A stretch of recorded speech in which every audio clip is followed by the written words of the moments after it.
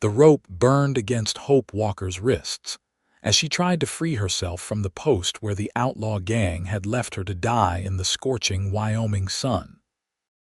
South Pass City, once a promising gold mining settlement, had become a haven for the lawless after the rush dwindled, and today it would likely be her grave.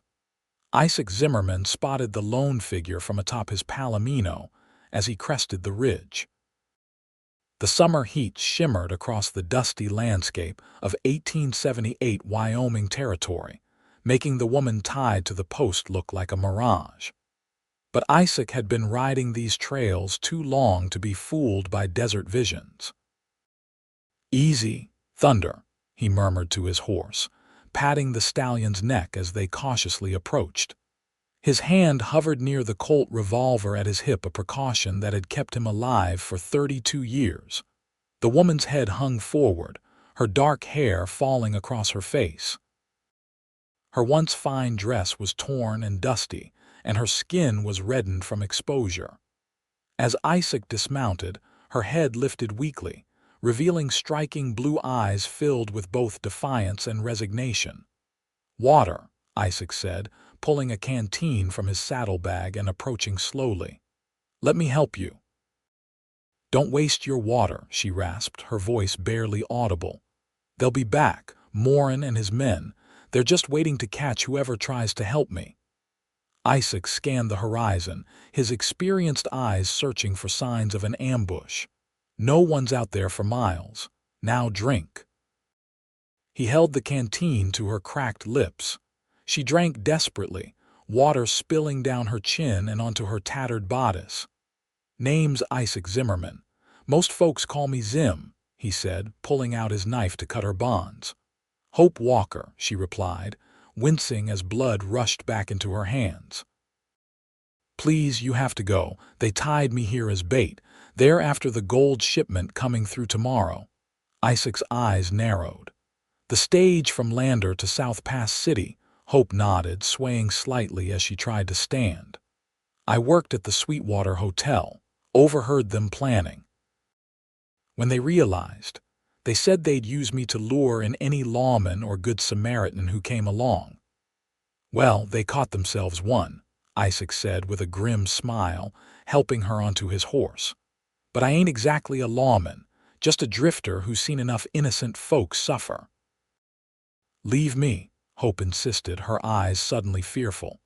"Calvin Morin doesn't make empty threats. He's killed before and he'll kill again. I'm not worth saving."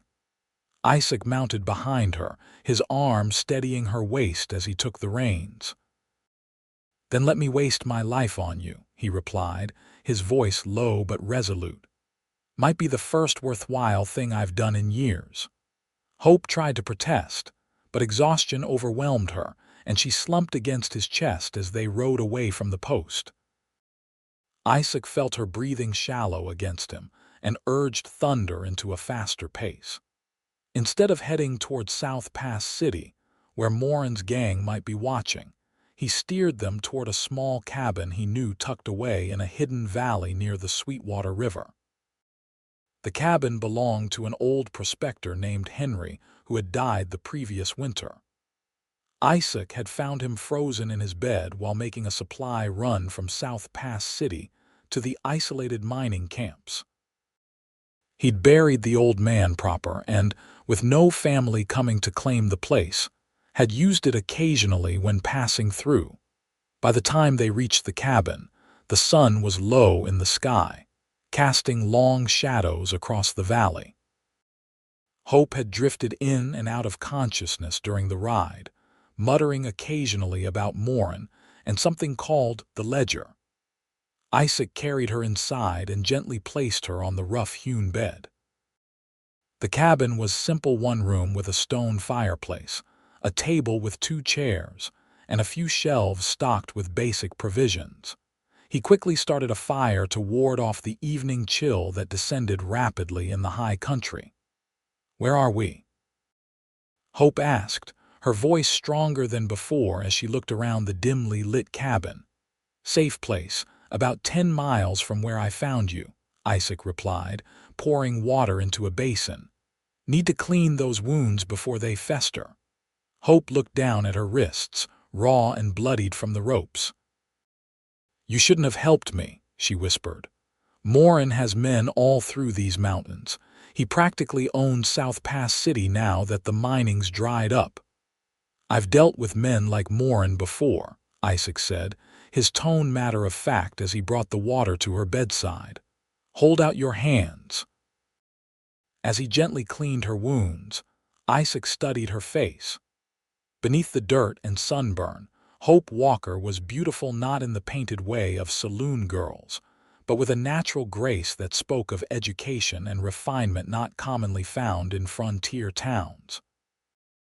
"What's a woman like you doing working at a hotel in South Pass City?" he asked. Hope's lips tightened. "Running, like everyone else who ends up here." "Running from what?"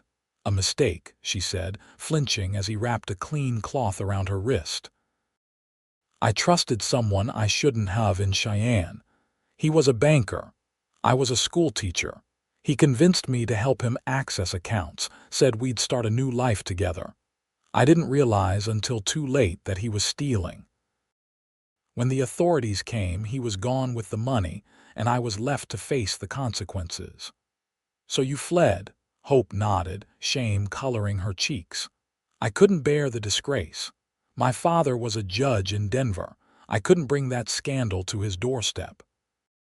So I ran west, changed my name, took the first job I could find." Isaac finished bandaging her wrists in silence. His own past wasn't something he spoke about freely, but something in Hope's story resonated with him. The weight of mistakes, the burden of trying to outrun them. "We should eat, then rest," he finally said. "Tomorrow I'll ride to South Pass City, warn them about the gold shipment." Hope grabbed his arm with surprising strength. "You can't. Morin has the sheriff in his pocket. Half the town works for him one way or another. If you ride in talking about the shipment, they'll know it was me who told you and they'll kill us both. Then we need to intercept that stage before it reaches town," Isaac said, already formulating a plan. Hope asked, her blue eyes wide. "You've already risked too much." "This isn't your fight." "Made it my fight when I cut you down," Isaac replied, stirring a pot of beans he'd placed over the fire. "Besides, I've got no fondness for men who leave women to die in the desert. Tends to bring out the worst in me." For the first time, a hint of a smile touched Hope's lips. "You're either very brave or very foolish, Mr. Zimmerman." "Most say the latter," he admitted with a wry grin. "Now eat. You'll need your strength." They shared a simple meal of beans and hardtack, washing it down with coffee. As the fire crackled and night settled over the cabin, Hope told Isaac more about Calvin Morin and his operation. He had arrived in South Pass City 3 years earlier, as the gold rush was waning. While others left the dying boom town, Morin stayed, buying up businesses cheap and establishing a network of criminals who preyed on travelers and the few remaining legitimate enterprises. "But it's not just the robberies," Hope explained, her voice dropping to a whisper despite their isolation. "I think he's killed people miners who struck it rich, travelers with valuable cargo. There's a ledger he keeps with names and dates. I caught a glimpse of it once when I was bringing breakfast to his room. When he saw me looking, that's when the threat started. This ledger, it's evidence." Hope nodded. "It's in his office at the hotel, locked in a safe behind a painting of a stallion. If the territorial marshal had that book." She trailed off, fatigue evident in her slumped shoulders. "Get some sleep," Isaac said, taking her empty plate. "I'll keep watch." "Why are you doing this?" Hope asked, her eyes already heavy with exhaustion. "You don't know me. I'm nothing but trouble to anyone who comes near." Isaac stared into the fire for a long moment before answering. 10 years ago, I was riding with a man named Jackson Cole.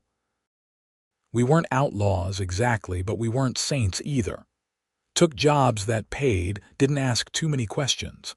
One night we came across a woman in trouble much like yourself." He paused, the memories sharp despite the passage of time. "Cole said it wasn't our concern. Said getting involved would only bring us grief." He rode on. I hesitated, then followed him. Isaac's jaw tightened. "Found out later she didn't survive the night. Wolves got her." Hope's eyes had fully opened, watching him intently. "Swore after that I wouldn't ride past someone needing help, no matter the cost. So you see, Miss Walker, I've already wasted my life in one way. Might as well waste it proper this time." As Hope drifted off to sleep, Isaac settled into a chair by the door, his rifle across his lap.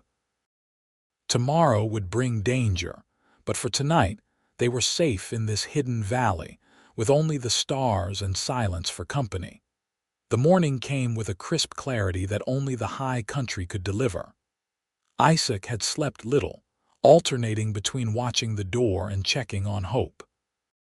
She had thrashed in her sleep, caught in nightmares he could only imagine, but now she slept peacefully as the first light crept through the cabin's single window. He moved quietly, rekindling the fire and preparing a simple breakfast of cornmeal mush sweetened with the last of Henry's molasses. The aroma soon filled the small space, rousing Hope from her slumber. "You're still here," she murmured, sitting up slowly, wincing at her stiff muscles. "Where else would I be?" Isaac replied, bringing her a steaming cup of coffee. "I half expected to wake up back at that post," Hope admitted, taking the cup gratefully. "Or to find that you'd wisely reconsidered and left during the night." "Not my style," Isaac said, dishing up the cornmeal. "The stage from Lander, what time does it usually reach South Pass City?" "Midday, if the weather holds." Hope sipped her coffee thoughtfully. "Morin's men will likely ambush it at Eagle Canyon. It's narrow there, easy to block the road." Isaac nodded. He knew the spot well, a tight passage through rocky walls that the stage route had no choice but to navigate. "How many men does Morin have?" "At least 6 that I know of. His right-hand man is Curtis Webb, cruel as they come. Then there's the Tanner brothers, Boyd and Lyle, a Mexican they call Diablo, and 2 others whose names I don't know." "Good odds," Isaac commented dryly. Hope stared at him. "You can't possibly be thinking of taking on all of them alone." "Not alone," Isaac corrected. "I've got you." "Me." Hope nearly choked on her coffee. "I'm not a fighter. I'm a school teacher who made a terrible decision and has been running scared ever since." "You survived being staked out in the desert. You've worked under Morin's nose for months without him discovering you overheard his plans.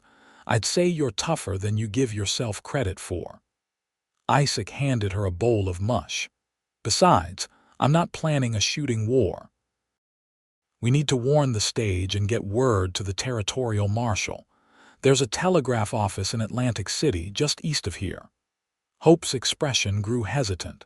"Atlantic City's small, but Morin might have men there too." "It's a risk we'll have to take," Isaac said, already gathering his gear. "I'll ride there now. You stay here, rest up." "No," Hope said firmly, setting down her bowl. "I'm coming with you if we're separated and Morin's men find me." She didn't need to finish the thought. Isaac studied her for a moment, then nodded. "Can you ride?" "My father raised me on horseback in Colorado," she replied with unexpected spirit. "I'll manage." Within the hour, they were mounted and heading east.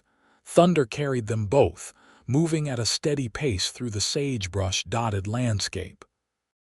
The morning was clear, with a deep blue sky that seemed to stretch endlessly over the Wyoming wilderness.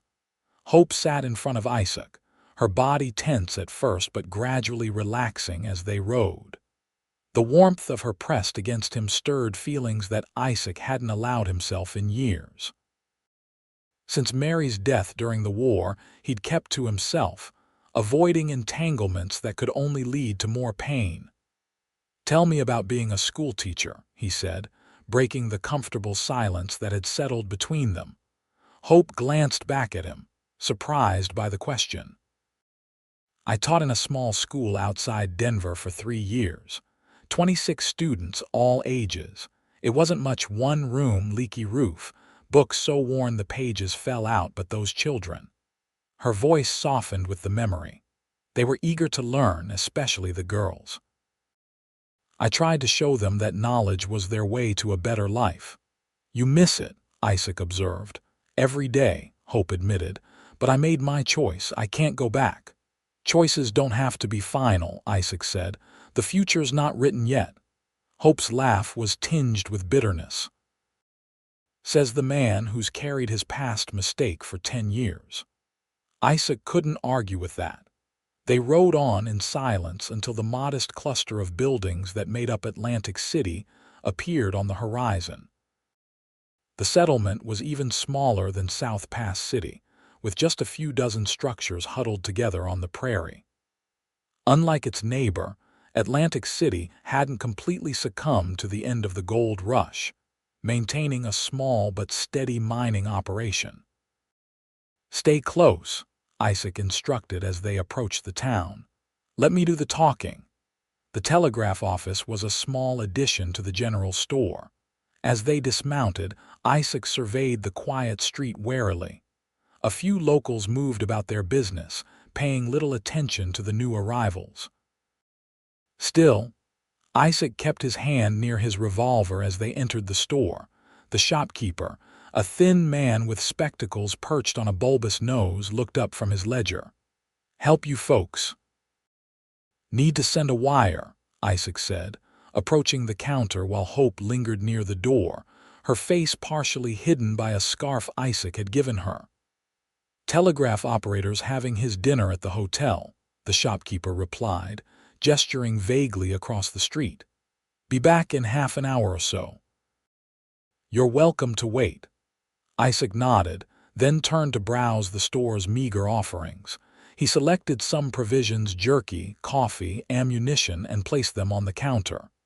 "You folks passing through?"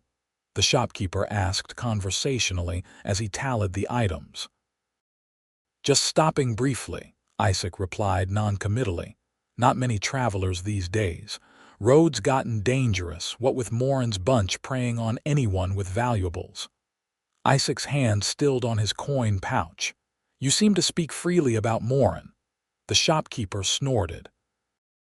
"This ain't South Pass City. We don't bow to Calvin Morin here. Marshal Phillips makes sure of that." "The territorial marshal?" Hope asked, stepping forward despite herself. "No, town marshal. Territorial boys hardly ever make it out this far. Phillips is former cavalry, tough as they come. Keeps Morin's men out of Atlantic City, though they've tried to gain a foothold." Hope and Isaac exchanged a significant look. "Is Marshal Phillips in town today?"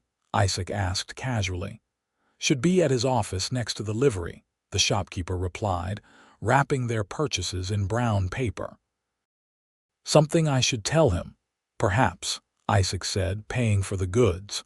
"Much obliged for the information." As they stepped back onto the street, Hope grabbed Isaac's arm. "If there's a marshal here who stands against Morin, this could be our chance." Isaac nodded, but his expression remained cautious. "Let's hear what he has to say first. Town marshals can be as corrupt as anyone." Marshal Phillips's office was a small clapboard building with a weathered sign and a single barred window.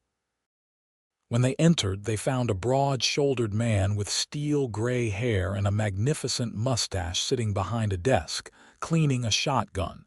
He looked up as they entered, his weathered face impassive. "Help you?" Isaac removed his hat.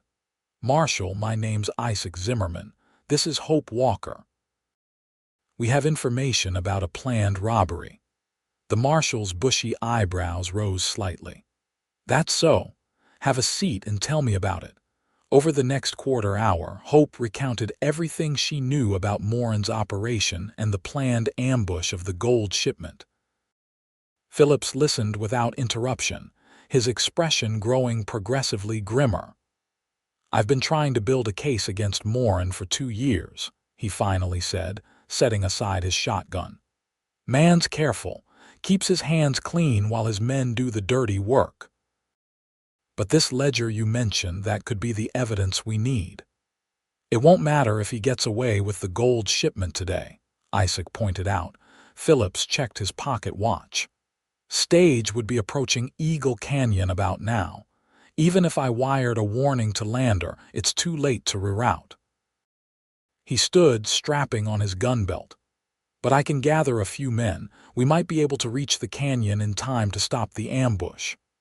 I'm coming with you, Isaac said firmly. So am I, Hope added, her chin set in determination. Phillips studied them both, then nodded.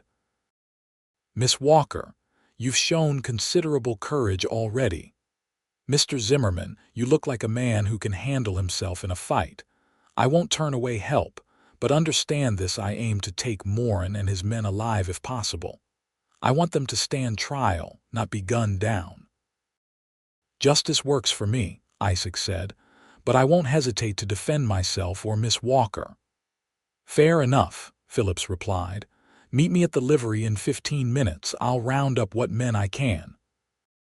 Half an hour later, Isaac found himself riding hard alongside Marshal Phillips, Hope, and 4 deputized citizens of Atlantic City, a shopkeeper, a blacksmith, and 2 miners. All were armed and determined, though Isaac suspected only Phillips had much experience with gunfights.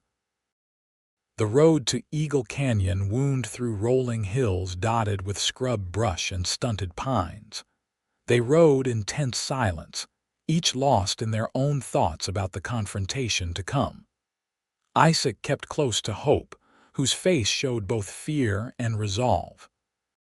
Still time for you to turn back, he said quietly as they paused to rest the horses on a ridge overlooking the canyon in the distance. Hope shook her head. Morin will never stop hunting me. This ends today, one way or another. Isaac couldn't help but admire her courage. Stay behind me when the shooting starts. I'm not helpless, she replied, pulling up her skirt slightly to reveal a small derringer strapped to her ankle. Hotel work teaches a woman to be prepared. A hint of a smile crossed Isaac's face. Full of surprises, Miss Walker. Marshal Phillips interrupted their exchange. We need to move now. The stage will be entering the canyon from the west. Morin's men will likely have set up at the narrowest point, about halfway through. He outlined his plan quickly.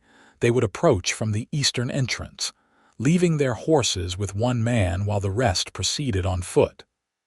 They would use the rocky terrain for cover, getting as close as possible before revealing themselves. Remember, Phillips emphasized, we want them alive if possible. No shooting unless they fire first or present an immediate threat. The descent into Eagle Canyon was treacherous. The path was little more than a game trail that twisted down the steep sides of the ravine. Isaac helped Hope navigate the difficult terrain, impressed by her sure-footedness despite her exhaustion and recent ordeal. When they reached the canyon floor, Phillips signaled for silence. In the distance, they could hear the faint rumble of wagon wheels and the rhythmic pounding of hooves, the stagecoach approaching from the west. The group moved forward cautiously, using the abundant rock formations for cover. After about a quarter mile, Phillips raised his hand, halting their progress. Ahead, partially concealed among boulders and scrub, were the shadowy forms of mounted men Morin's gang, positioned on both sides of the narrow passage. Phillips turned to Isaac and spoke in a barely audible whisper. I count 6, 3 on each side. Isaac nodded. Matches Miss Walker's information. Is Morin himself there? Hope asked, straining to see. Can't tell, Phillips replied. Stay here with Johnson, he indicated the shopkeeper, while the rest of us spread out. Isaac hesitated, reluctant to leave Hope. Go, she urged. I'll be fine. With a final look at her, Isaac moved off with Phillips and the others, working their way closer to the ambush position. The sound of the stage grew louder, echoing off the canyon walls. They had minutes at most before it arrived at the trap. Crouched behind a large boulder, Isaac could now clearly see the outlaws. They were well armed, rifles ready, horses restless beneath them. And there, directing two men to adjust a barricade of logs across the narrowest point of the trail, was Calvin Moran himself, a tall figure in a black coat, his face partially hidden by a wide-brimmed hat. Phillips gave the signal. As one, he and his makeshift posse rose from their positions, weapons drawn. "Moran," Phillips's voice boomed through the canyon. "You and your men drop your weapons. You're surrounded by officers of the law." For a moment, the outlaws froze in surprise. Then chaos erupted. Two of Moran's men immediately opened fire, while others scrambled for better positions. Moran himself wheeled his horse around, seeking the source of the command. Isaac took aim at a burly outlaw who was drawing a bead on Phillips, firing a warning shot that struck the rock beside the man. "Drop it!" he shouted. The outlaw hesitated, then reluctantly lowered his weapon. Not all of Moran's men showed such restraint. Gunfire erupted from both sides, the sound deafening in the confines of the canyon. Isaac ducked as bullets chipped away at his cover, then returned fire carefully, aiming to disable rather than kill. Through the gunsmoke and confusion, he saw Moran break away, spurring his horse toward the eastern exit directly toward where Hope was hidden with Johnson. "Phillips," Isaac called, pointing. "Moran's getting away." The marshal was pinned down by fire from two directions. "Go," he shouted back. "We've got these ones." Isaac didn't hesitate. Keeping low, he ran from cover to cover, making his way back along the canyon floor. His heart pounded with fear for Hope, exposed and vulnerable in Moran's escape path. He heard a shout, then a woman's scream. Rounding a bend in the canyon, Isaac saw a scene that turned his blood cold. Moran had dismounted and was dragging Hope from her hiding place, using her as a shield while holding a pistol to her head. Johnson lay motionless nearby, blood staining his shirt. "Stay back, Zimmerman," Moran called out, recognizing him, "or the lady dies right here." Isaac stopped, his rifle aimed but useless with Hope in the line of fire. "Let her go, Moran. It's over. Your men are captured or dead." "Nothing's over until I say it is," Moran snarled, backing toward his horse, dragging Hope with him. Her eyes were wide with terror, but Isaac saw something else there too: determination. "The ledger," Hope gasped out. "Ask him about the ledger." Moran yanked her hair, silencing her. "Shut your mouth. You've been nothing but trouble since you started snooping around." "The ledger with all your victims' names," Isaac said, taking a careful step forward. "The one that'll hang you when the territorial judge sees it. That ledger." Uncertainty flashed across Moran's face. "You're bluffing. You know nothing about any ledger." "Hope told me everything," Isaac replied, taking another step. "How you record each robbery, each murder. Names, dates, amounts taken. Pretty thorough record keeping for a killer." "Stay back," Moran shouted, his grip on Hope tightening. In that moment, Hope made her move. She stomped hard on Moran's foot while jamming her elbow into his ribs. The outlaw's grip loosened just enough for her to twist away, falling to the ground. Isaac fired in the same instant, his bullet striking Moran's shoulder, spinning him around. The outlaw's gun discharged harmlessly into the air before falling from his grasp. Moran staggered, clutching his wounded shoulder, his face contorted with pain and fury. "You'll regret this," he gasped. Reaching for a knife at his belt, Isaac leveled his rifle. "Don't." For a tense moment, Moran hesitated, weighing his chances. Then, with a look of pure hatred, he slowly raised his hands in surrender. Hope scrambled to her feet, rushing to Isaac's side. Her hands trembled as she gripped his arm, but her voice was steady. "Is it over?" "It's over," Isaac confirmed, keeping his rifle trained on Morin as shouting and the sound of approaching footsteps indicated Phillips and his men had concluded their fight and were heading their way. "You should have left me at that post," Hope said softly. "Would have saved yourself a world of trouble." Isaac finally looked away from Morin to meet her eyes. "Trouble's been following me most of my life, Miss Walker. This is the first time it's been worth the price." The aftermath of the canyon shootout unfolded rapidly. Marshal Phillips and his remaining deputies secured Morin, and the surviving members of his gang, 3 had been killed in the firefight, while 2 others were wounded but alive. Johnson, the shopkeeper, had survived his wound as well, though he would carry the bullet in his shoulder for the rest of his days. The stagecoach, hearing the gunfire, had wisely turned back before entering the trap. Once Phillips's men cleared the barricade, a rider was sent to notify the stage that the road was now safe. With the prisoners bound and loaded onto their horses, the group made their way back to Atlantic City. Hope rode double with Isaac again, but this time her posture was different. She leaned into him willingly, exhaustion and relief making her pliant against his chest. "What happens now?" she asked as the town came into view in the late afternoon light. "Phillips will lock them up, send for the territorial marshal," Isaac replied. "With your testimony and that ledger, Morin will hang. His men too, most likely. And after that—" Hope's voice was small, uncertain. Isaac considered the question carefully. He had spent so many years drifting, never staying in one place long enough to put down roots. The idea of something different, something permanent, was both alluring and terrifying. "That depends," he finally said, "on what you want." Hope was silent for several long moments. "I don't know what I want," she admitted. "For so long I've just been surviving, running. I haven't let myself want anything." "Then maybe it's time to start," Isaac suggested gently. When they reached Atlantic City, Phillips insisted that Hope see the town doctor, despite her protests that she was fine. While she was being examined, Isaac joined Phillips at the telegraph office, where the marshal was sending wires to the territorial authorities and to South Pass City, where a deputy marshal would be dispatched to secure Morin's ledger.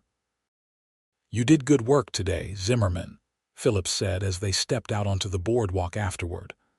"Ever consider wearing a badge?" Isaac chuckled. "Not my calling, Marshal. I prefer the open country." "Shame. We need men with steady nerves and a good sense of right and wrong." Phillips stroked his mustache thoughtfully. "What will you do now?" Isaac glanced toward the doctor's office across the street. "Not sure yet. Depends on a few things." Phillips followed his gaze and smiled knowingly. "The Walker woman. She's been through hell from what you told me. Brave, though." "Not many would have had the courage to do what she did." "No," Isaac agreed. "She's something special." "Well, if you're looking to settle, Atlantic City's not a bad place," Phillips offered. "We're small but stable. The mines are producing enough to keep the town alive. And we could use a man who knows ranching. Valley to the north would make good grazing land." Isaac raised an eyebrow. "What makes you think I know ranching? The way you handle yourself. The way you care for that horse. You've worked cattle before." It was true. Before the war, Isaac had worked his father's small ranch in Texas. After returning from the fighting to find both parents dead and the property seized for taxes, he drifted north, taking whatever work came his way. "I'll consider it," Isaac said, though he wasn't sure if he meant it. When Hope emerged from the doctor's office, she looked refreshed. Her face was clean, her hair combed back, and her wrists properly bandaged. The doctor's wife had even provided her with a clean dress, a simple blue calico that suited her far better than the tattered garment she'd been wearing. "Doctor says I'm tougher than I look," she said with a small smile as she approached Isaac. "Nothing that won't heal with time." "Glad to hear it," Isaac replied, suddenly awkward. The connection they had formed during their ordeal felt different now. Standing in the civilized setting of the town street, Phillips cleared his throat. "Miss Walker, I've arranged for you to stay at the hotel tonight, courtesy of the town. I'll need your formal statement in the morning, but after that, you're free to go wherever you choose." "Thank you, Marshal," Hope said sincerely. "I'm grateful for everything you've done." "Don't thank me," Phillips replied. "Thank Zimmerman here. Without him, we wouldn't have known about the ambush and you might still be." He trailed off, not needing to complete the grim thought. After Phillips excused himself to check on his prisoners, an awkward silence fell between Hope and Isaac. "Will you be staying at the hotel as well?" she finally asked. "Phillips offered me a room at the jailhouse," Isaac replied. "Thought it best to keep an eye on Morin and his men until the territorial marshals arrive." Hope nodded, disappointment flickering briefly across her face. "Of course, that makes sense." "I could walk you to the hotel," Isaac offered. "Maybe join you for supper if you're up to it." Her smile returned, warming her blue eyes. "I'd like that." The Atlantic City Hotel was modest compared to establishments in larger towns, but it was clean and well maintained. The dining room was simple but comfortable, with checkered tablecloths and oil lamps providing a warm glow as evening descended. Over a hearty meal of venison stew and fresh bread, Isaac and Hope found themselves talking freely, the tension of the past days giving way to a surprising ease. Hope spoke of her childhood in Denver, her father's expectations, her love of teaching. Isaac, normally reticent about his past, found himself sharing stories of his youth in Texas, his difficult years during and after the war, and his aimless wandering since then. "You never thought of going home?" Hope asked as they lingered over coffee. "Nothing to go home to," Isaac replied with a shrug. "Farm's gone, parents too, no siblings. The war changed everything, not just for me." "I understand that," Hope said softly. "I can never go back to my old life either. Even if I could clear my name of the banking scandal, too much has happened. I'm not the same person anymore." "Maybe that's not such a bad thing," Isaac suggested. "The person you've become survived being staked out in the desert, helped capture one of the territory's most dangerous outlaws, saved lives. Seems to me that's someone worth being." Hope studied him across the table, her expression thoughtful. "You have a gift for seeing the best in people, Isaac Zimmerman." "Only when it's there to see," he replied. As they finished their meal, the hotel owner approached their table. "Miss Walker, your room is ready whenever you'd like to retire. And Mr. Zimmerman, Marshal Phillips asked me to tell you he needs your help with the prisoners. Seems one of them is causing trouble."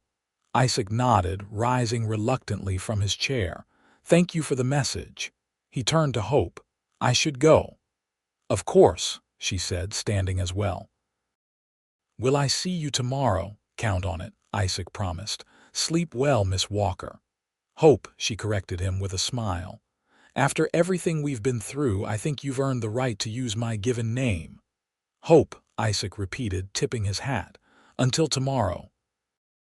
The walk back to the jailhouse gave Isaac time to sort through his jumbled thoughts. Something was happening between him, and Hope something unexpected and powerful. After Mary's death during the war, he had closed himself off from such feelings, convinced that caring too deeply would only lead to more pain. But Hope was different. Her courage, her resilience, her intelligence all combined with a vulnerability that called to something deep within him. For the first time in years, Isaac found himself contemplating a future that wasn't solitary. At the jailhouse, he found Phillips dealing with a belligerent Curtis Webb, Morin's right-hand man, who was threatening and cursing through the bars of his cell.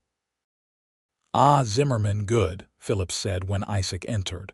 "Our friend here doesn't seem to understand his situation." Webb spat on the floor. Situation's clear enough. You ambushed us, killed 3 good men, but this ain't over. Morin's got friends in high places. Territorial judge in Cheyenne owes him favors, you'll see. Is that so? Isaac stepped closer to the cell. Those friends might not be so friendly when they learn about Morin's ledger. Webb's face paled slightly. What ledger?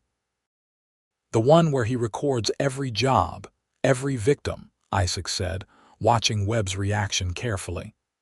Names, dates, amounts taken. Pretty damning evidence, wouldn't you say, Marshal? Phillips played along seamlessly.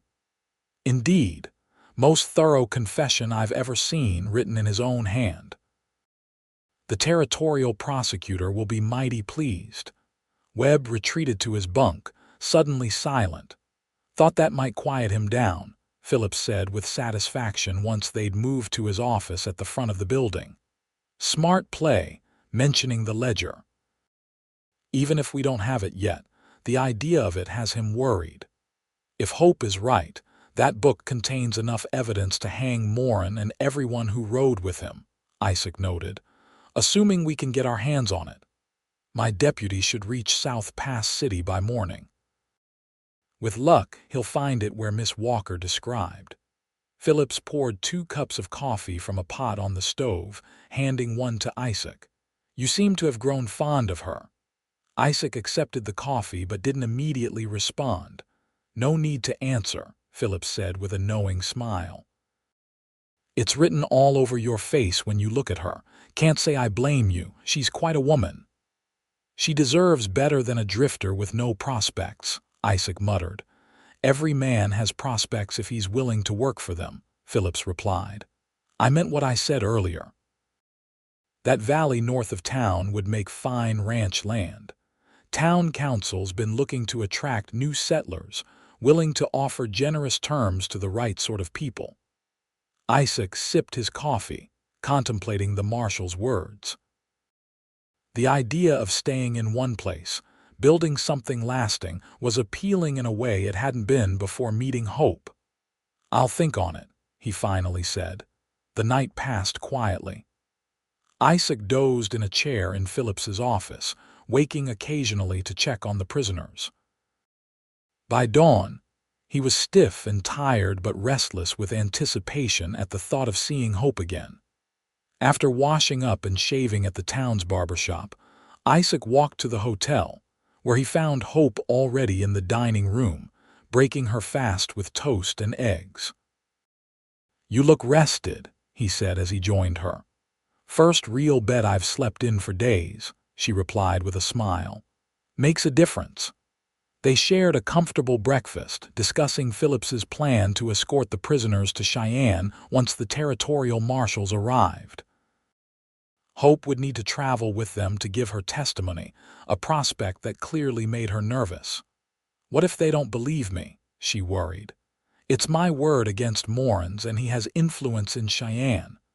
The ledger will back your story, Isaac reassured her. And Phillips is well respected. His word carries weight. And you? Hope asked hesitantly. Will you come to Cheyenne too? Before Isaac could answer, the hotel door burst open and Phillips strode in, his expression grim. Zimmerman, Miss Walker, we have trouble. They followed him outside, where a dust-covered rider was dismounting from an exhausted horse. Isaac recognized him as Phillips's deputy. Wilson, report, Phillips ordered. Bad news, Marshal, the deputy said, accepting a canteen from a bystander. I got to South Pass City before dawn, went straight to the Sweetwater Hotel like you said, but someone had beaten me to it.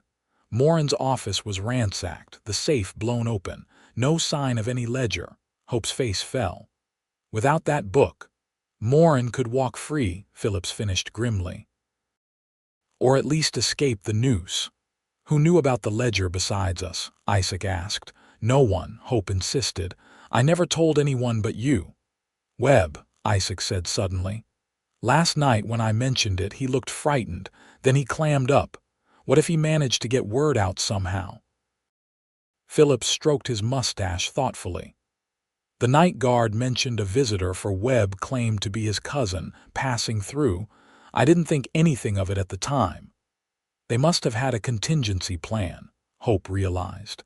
A signal or message to send if they were captured.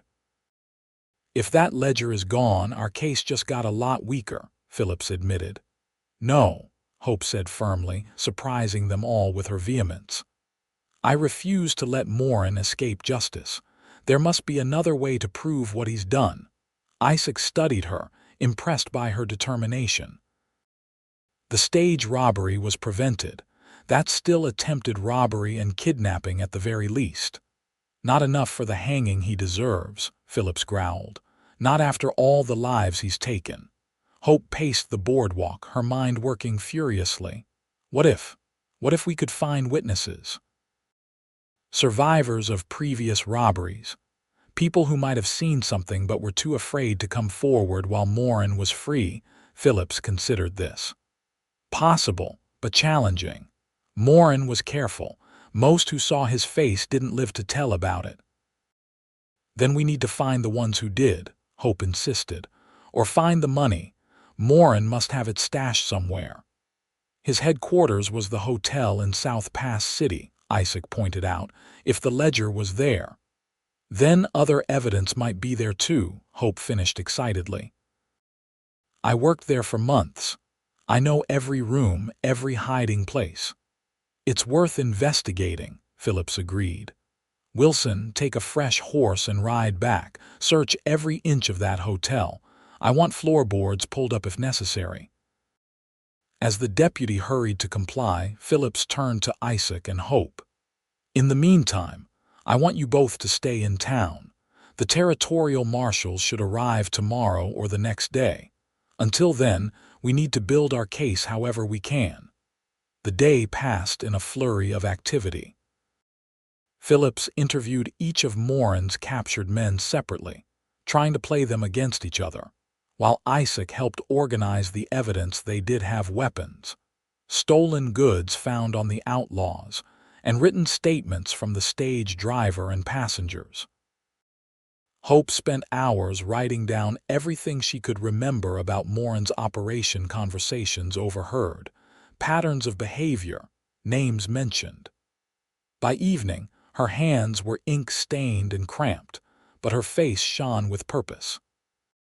You should rest, Isaac told her as they sat together on the hotel porch after supper, watching the sunset paint the western sky in brilliant oranges and purples.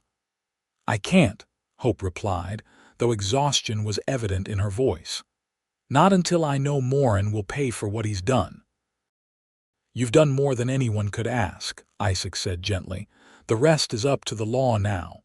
Hope turned to him, her blue eyes intense in the fading light. Why did you really help me, Isaac? The truth. Isaac was silent for a moment, gathering his thoughts. I told you about the woman Cole and I left behind. What I didn't tell you was that she reminded me of someone, my wife, Mary. Hope's eyes widened slightly. You were married, Isaac nodded, his gaze distant with memory. During the war. She was a nurse at a field hospital where I was brought after Shiloh. We had 6 months together before typhoid took her. He paused, the old pain still sharp after all these years. When I saw that woman on the trail, something in her eyes reminded me of Mary, and I rode away. So when you found me, Hope began. I couldn't ride away, Isaac finished simply. Not again. But then I got to know you and it became about you, not ghosts or guilt or redemption, just you, Hope Walker. She reached for his hand, her fingers warm against his calloused palm. What happens after Cheyenne? After the trial? It was the question Isaac had been asking himself since they'd arrived in Atlantic City. That depends, he said carefully. Phillips mentioned land north of town, good grazing country. A man with some cattle and a will to work might make something of it. Hope's breath caught. You're considering staying. Might be time to stop drifting, Isaac admitted. Put down roots somewhere, build something that lasts. Alone? Hope asked, her voice barely above a whisper. Isaac looked into her eyes. finding courage he didn't know he possessed. That would depend on whether a certain school teacher might consider a new start as well, away from her past mistakes, with a man who's made plenty of his own.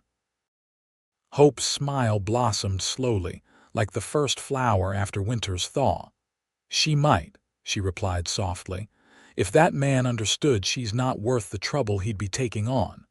Isaac squeezed her hand. Then let me waste my life on you, Hope Walker. Seems to me there's no better use for it. Before she could respond, a commotion from the direction of the jailhouse drew their attention. Riders were arriving, 4 men wearing the badges of territorial marshals. They're early, Isaac observed, standing quickly. Together they hurried toward the jailhouse, where Phillips was already greeting the newcomers. The lead marshal, a tall man with a weathered face and iron-gray hair, dismounted with a grunt. "Marshal Phillips," he said, extending his hand. "Marshal Everett Wade. We pushed hard once we got your wire. Situation sounded urgent." "Glad to have you, Marshal Wade," Phillips replied, shaking the offered hand. "We've got Morin and 4 of his men locked up tight." Wade nodded with satisfaction. "Good work. We've been after that snake for 2 years. Governor himself will be pleased."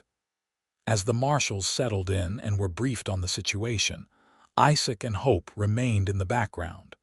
The arrival of the territorial authorities should have been reassuring, but something about Wade's manner left Isaac uneasy. The marshal seemed almost too pleased about Morin's capture, too eager to take charge. Later, as they walked back to the hotel, Isaac shared his concerns with Hope. "Something's not right with Wade," he murmured, keeping his voice low. "The way he looked at Morin through the cell bars, not like a lawman looking at a criminal he's been hunting, more like an old acquaintance," Hope finished, having noticed the same thing. "You don't think?" "I don't know what to think," Isaac admitted. "But I'm not comfortable with the idea of you traveling to Cheyenne with them." Hope's face paled. "If Wade is somehow connected to Morin, then your testimony could be dangerous," Isaac concluded grimly. "We need to talk to Phillips quietly." They found the town marshal at his home, a small but tidy cabin on the edge of Atlantic City. Despite the late hour, Phillips invited them in, offering coffee while his wife busied herself in the kitchen. "Wade makes you nervous," Phillips observed after Isaac explained their concerns. "Can't say I disagree. Something feels off about him." "Morin mentioned having friends in high places," Hope reminded them. "What if Wade is one of them?" Phillips frowned deeply. "Serious accusation against a territorial marshal. We'd need proof." "Or we could bypass Wade entirely," Isaac suggested. "Take our evidence and Hope's testimony straight to the governor in Cheyenne. Cut out any middlemen who might be compromised." "Risky," Phillips warned. "If Wade is working with Morin, he won't let you leave easily." "Then we don't let him know we're going," Hope said decisively. Phillips considered this, then nodded slowly. "I might be able to help with that. My brother-in-law runs a freight wagon to Rawlins. He's leaving at dawn, if you were hidden among his cargo." "We could catch the Union Pacific east to Cheyenne," Isaac finished. "Be there before Wade even realizes we're gone." "What about Morin and his men?" Hope asked. "If Wade is corrupt, he might help them escape." "I'll delay the transfer," Phillips decided. "Claim paperwork issues. Insist on waiting for additional security. My authority as town marshal gives me some leverage, at least for a few days. Should give you enough time to reach the governor." As they finalized their plan, Phillips's wife entered with a pot of fresh coffee. "More bad news, I'm afraid," she said grimly. "Just heard from Betsy at the telegraph office. Wilson sent a wire from South Pass City. No sign of the ledger anywhere in the hotel. Place was torn apart, like someone was looking for something specific." Phillips's frown deepened. "Wade's men must have gotten there first. Then our testimony is even more crucial," Hope said determinedly. "We may not have the ledger, but we have what we've seen and heard." "And we have this," Isaac added, reaching into his pocket to produce a small notebook. "I've been keeping my own record descriptions of Morin's men, what they were carrying when captured, every word they've said since being locked up. Not as good as Morin's ledger, but it's something." Phillips nodded approvingly. "Every bit helps.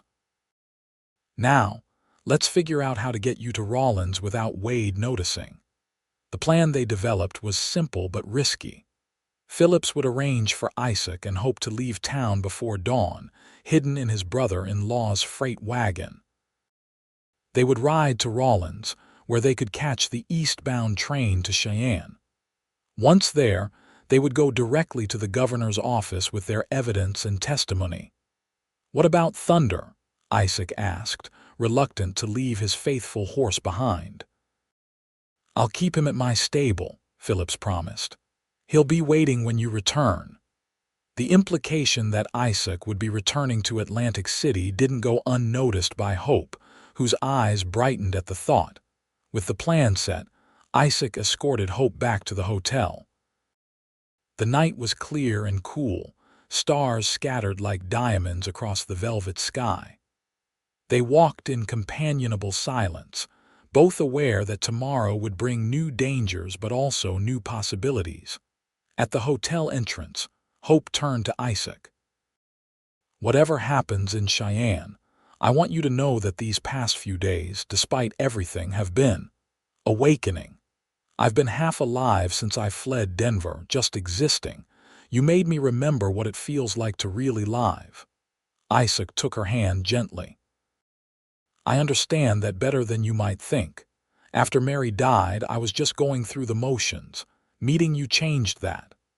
Hope's smile was soft in the moonlight. "Then whatever comes next, we face it together." "Together," Isaac agreed, bringing her hand to his lips for a brief kiss. "Now get some rest. Dawn comes early." The pre-dawn darkness was thick and velvety as Isaac made his way from the jailhouse, where he'd spent a final night keeping watch over the prisoners, to the hotel. Hope was waiting in the lobby, a small carpet bag containing her few possessions in hand. "Ready?" he whispered. She nodded, her face resolute despite the fear he could see in her eyes. They slipped through the silent streets to the livery at the edge of town, where Phillips and his brother-in-law, a burly man named Frank, were loading the last of the freight onto a canvas-covered wagon. "All quiet at Wade's camp?" Phillips asked as they approached. "Seemed to be," Isaac confirmed. "One guard half asleep. Good. Wade and his men drank pretty heavily last night. Doubt they'll be stirring before the sun's well up." Phillips gestured to the wagon. "Frank's created a space for you among the crates. It won't be comfortable, but it'll get you to Rawlins." The hidden compartment was indeed cramped, a narrow space between wooden boxes of supplies, covered with canvas and more crates. Isaac helped Hope in first, then squeezed in beside her, their bodies pressed together by necessity. "Train leaves Rawlins at noon," Frank told them as he secured the last of the covering. "Should get you there with time to spare, assuming no troubles on the road." Phillips handed Isaac a sealed envelope. "Letter for Governor Campbell explaining the situation." "And this," he added, passing over a deputy marshal's badge, "might help open some doors in Cheyenne." "I'll return it when this is over," Isaac promised. Phillips smiled. "Keep it. Offer stands if you decide to stay in Atlantic City." With final handshakes and whispered good wishes, the wagon was sealed and Frank climbed onto the driver's seat. A moment later they were moving, the wagon swaying gently as it rolled out of town. In their hidden compartment, Isaac and Hope settled in for the long journey. Despite the cramped conditions and the hard wooden floor beneath them, Hope soon dozed off, her head resting on Isaac's shoulder.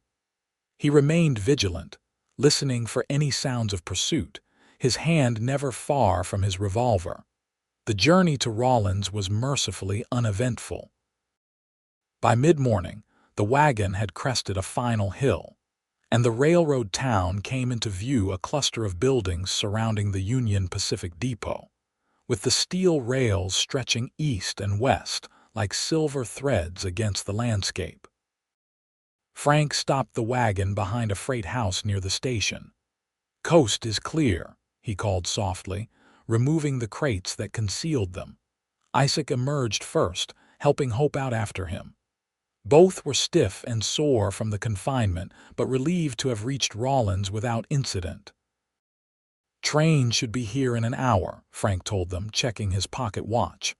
"I'd avoid the station until just before departure if I were you. Wade might have telegraphed ahead." "Good advice," Isaac agreed, shaking the man's hand. "Thank you for the ride." "Any friend of Stevens is a friend of mine," Frank replied, referring to Phillips. "Good luck in Cheyenne. Give him hell."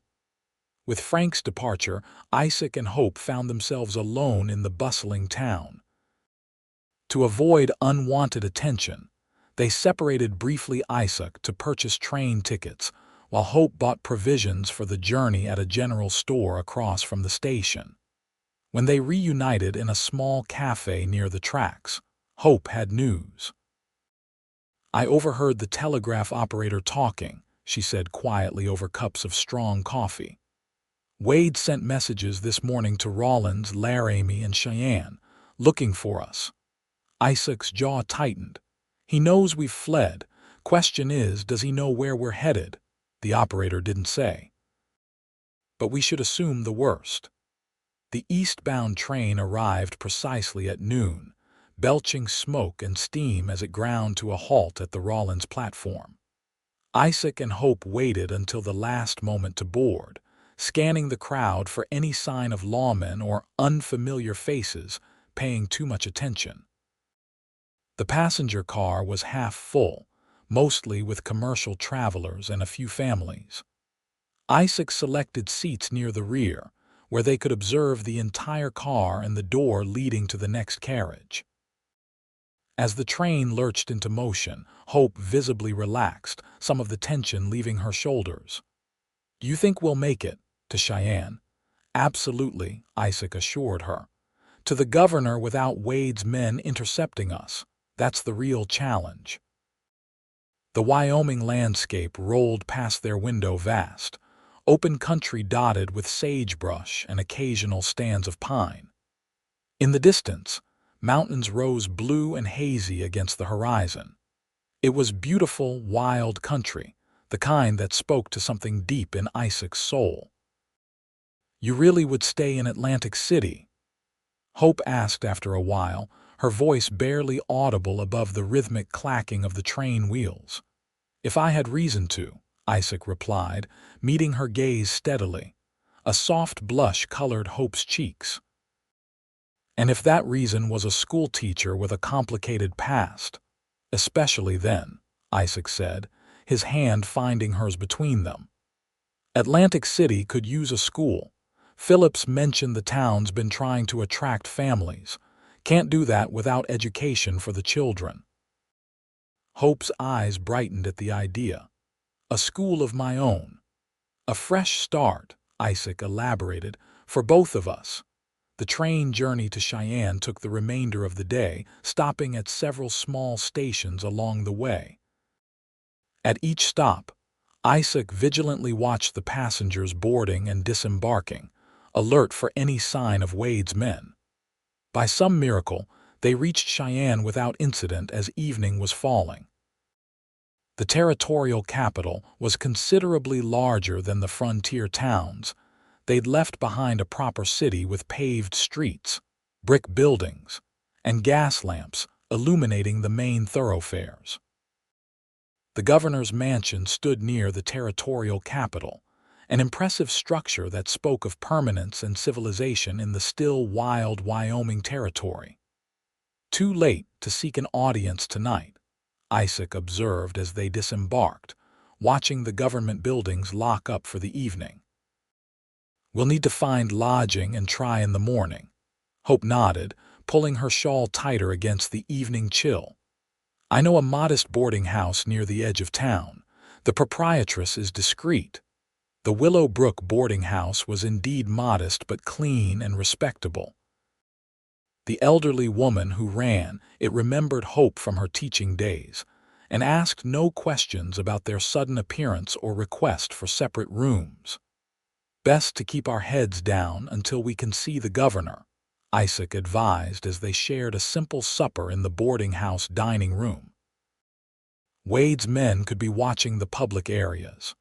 Hope agreed, though the constant vigilance was clearly wearing on her. The tension of the past days had left dark circles beneath her eyes, and her hands trembled slightly as she lifted her teacup. "Almost over," Isaac reassured her, reaching across the table to steady her hand. "By this time tomorrow, Morin's fate will be sealed one way or another." "And then what?" Hope asked softly. "Then we decide what comes next," Isaac replied. "Together." The night passed without incident, and morning found them preparing to visit the governor's office. Isaac wore his best shirt, the deputy marshal's badge prominently displayed on his vest. Hope had borrowed a proper dress from the boarding house proprietress, appearing every inch the respectable schoolteacher she had once been. The territorial capital was busy with the day's business when they arrived.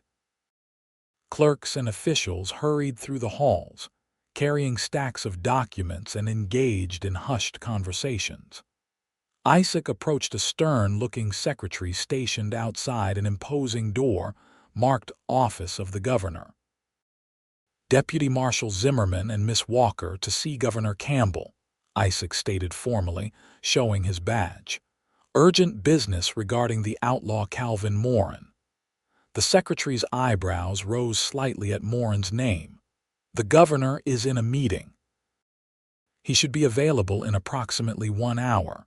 You may wait if you wish." Isaac and Hope settled onto a wooden bench in the hallway, watchful of everyone who passed. Nearly an hour had elapsed when Isaac spotted a familiar figure entering the building, one of Wade's deputies from Atlantic City, scanning the corridors with obvious purpose. "We've been found," Isaac muttered to Hope. "Wade's man just came in." Hope's face paled. "What do we do?" Before Isaac could answer, the governor's door opened, and several men in suits emerged, shaking hands with a distinguished gentleman Isaac recognized from newspaper engravings as Governor John Campbell. Now or never, Isaac decided, standing abruptly. "Governor Campbell," he called, stepping forward. "Urgent matter regarding public safety, sir." The governor turned, surprised by the interruption. "What's this about?" "Calvin Morin, sir," Isaac said quickly. "Marshal Everett Wade is attempting to obstruct justice in his case. We have evidence and testimony that needs your immediate attention." Campbell's expression turned serious. "Wade, my office now." He gestured them inside just as Wade's deputy spotted them from across the hall and started forward. Once inside with the door closed, Isaac quickly explained the situation while Hope provided details about Morin's operation and the missing ledger. The governor listened intently, his face growing increasingly grim. "These are serious allegations against a territorial marshal," Campbell said when they had finished. "But they align with other reports I've received about Wade. There have been inconsistencies in his handling of certain cases." "Sir, we believe Wade intends to help Morin escape justice," Hope emphasized. "The ledger that would have proven his crimes has disappeared, and Wade is trying to prevent us from testifying." Campbell nodded thoughtfully. "I appointed Wade based on recommendations from prominent citizens in Cheyenne. It seems those recommendations may have been compromised." He turned to his secretary, who had been taking notes. "Send for the Attorney General immediately, and have the territorial police detain Marshal Wade pending investigation." "What about Morin?" Isaac asked. "He's still in Atlantic City with Phillips, but if Wade sent men ahead of us..." "I'll dispatch trusted marshals to Atlantic City at once," Campbell assured them. "Phillips has served admirably for years. Between his testimony and yours, we should have enough to convict Morin, even without the ledger." The next several hours passed in a whirlwind of activity. Isaac and Hope provided formal statements to the Attorney General, detailing everything they knew about Morin's operation and Wade's suspicious behavior. By evening, word arrived that Wade had been taken into custody in Rawlins, attempting to board a westbound train. "He was running," Campbell informed them during a brief meeting late in the day. "Found over $5,000 in his saddlebags. Money we believe came from Morin.